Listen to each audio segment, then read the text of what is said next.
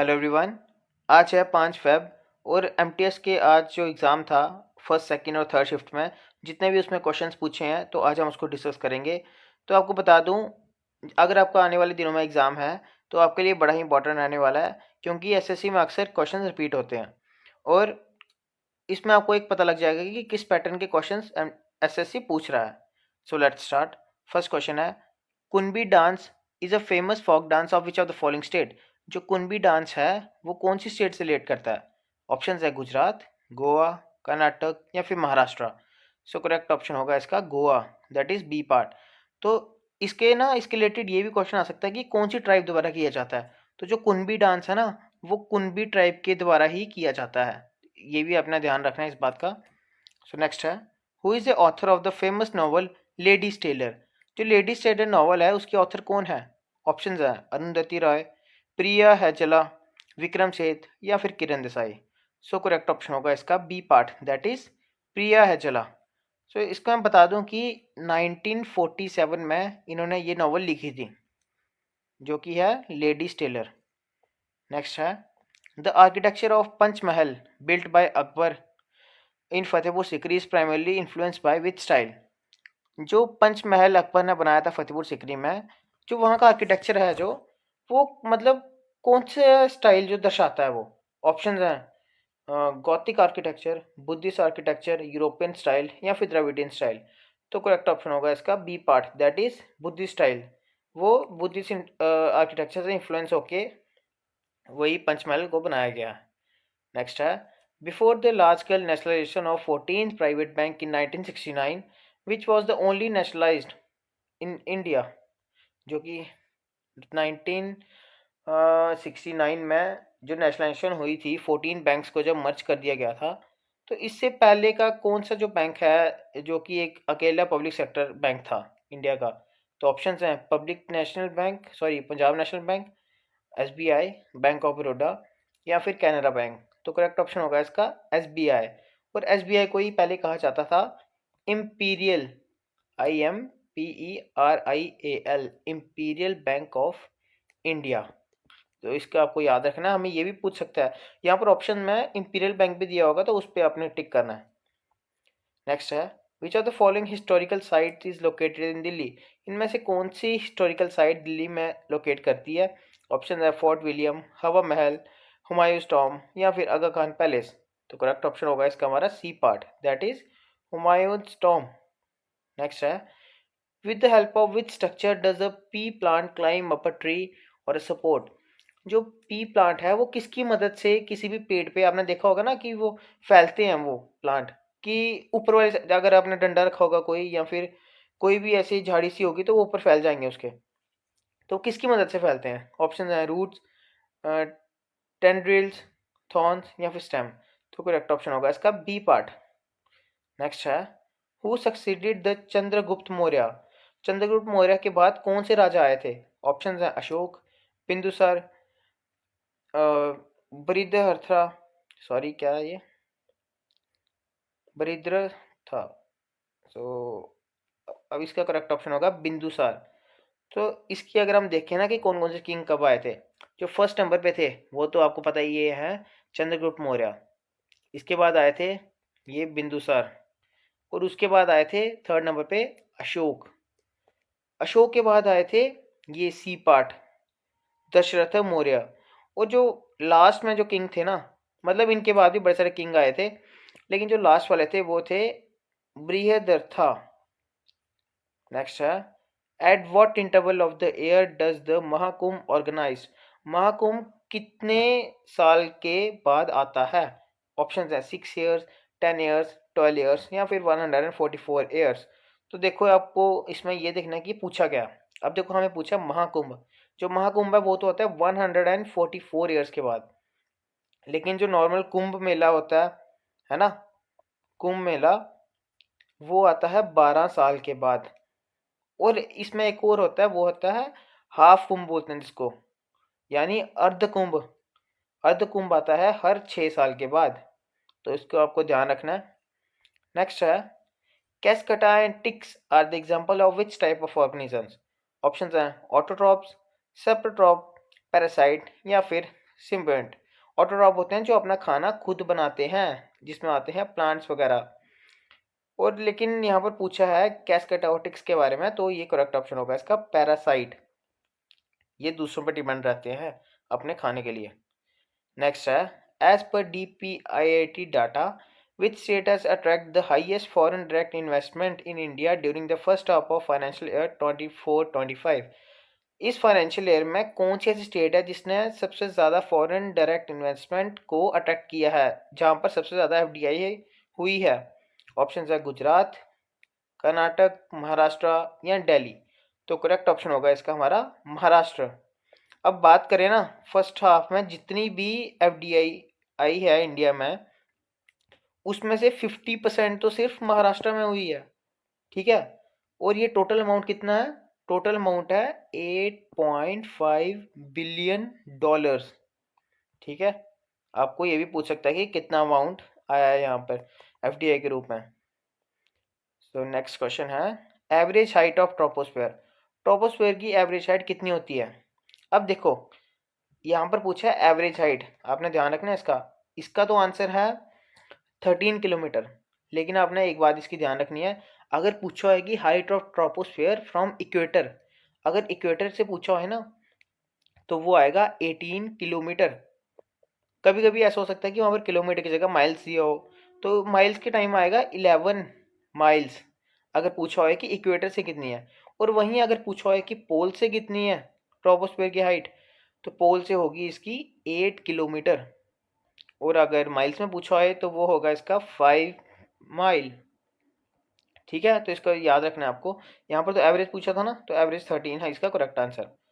Next है, author of famous Bengali novel Anandamath, इस novel के फेमस राइटर कौन थे? ऑप्शन है रविंद्रनाथ टैगोर, बंकिम चंद्र चट्टोपाध्याय, शरद चंद्र या फिर सुभाष चंद्र बोस। तो करेक्ट ऑप्शन होगा इसका हमारा Bankim Chandra ji, that is B part.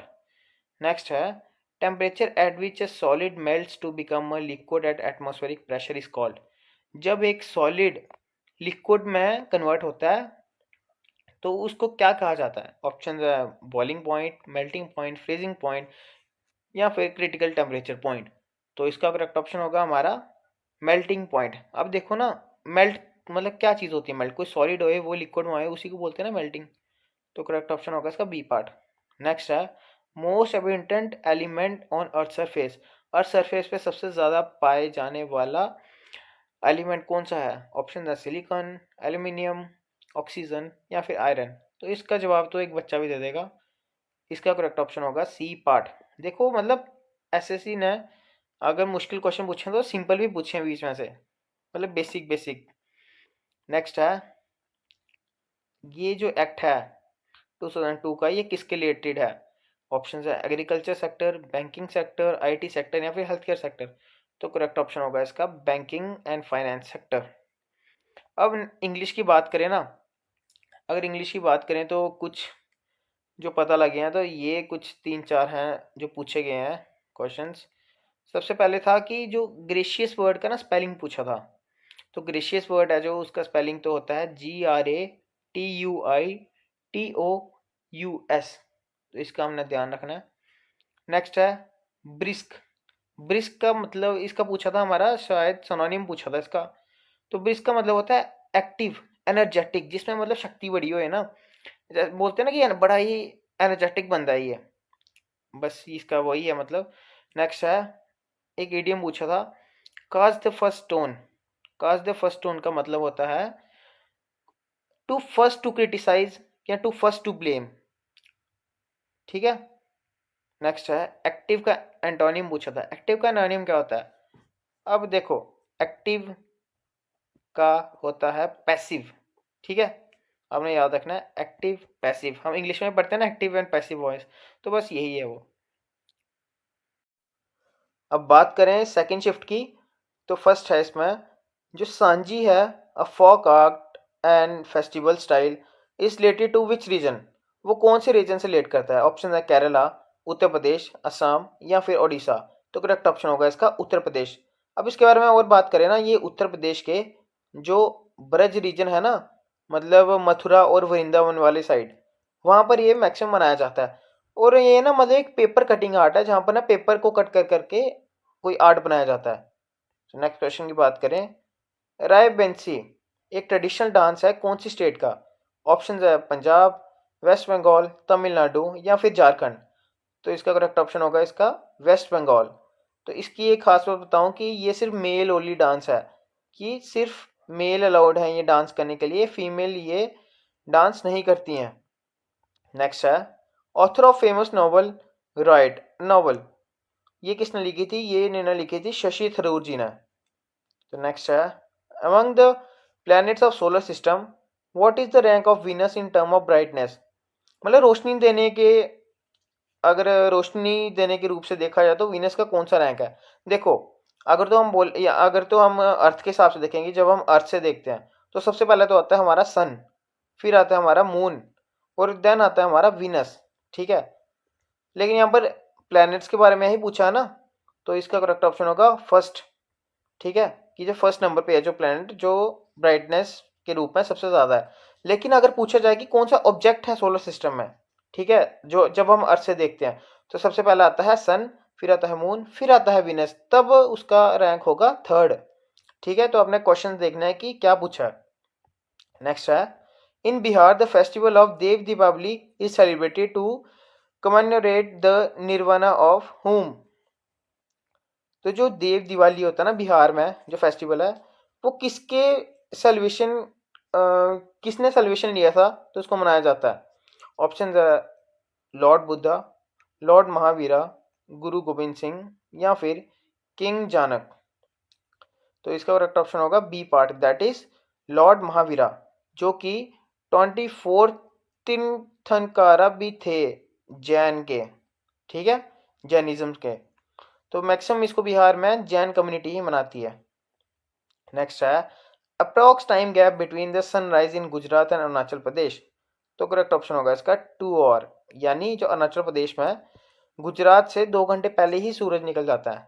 ठीक है, तो नेक्स्ट है, Surthali folk dance and music are primarily associated with which reason?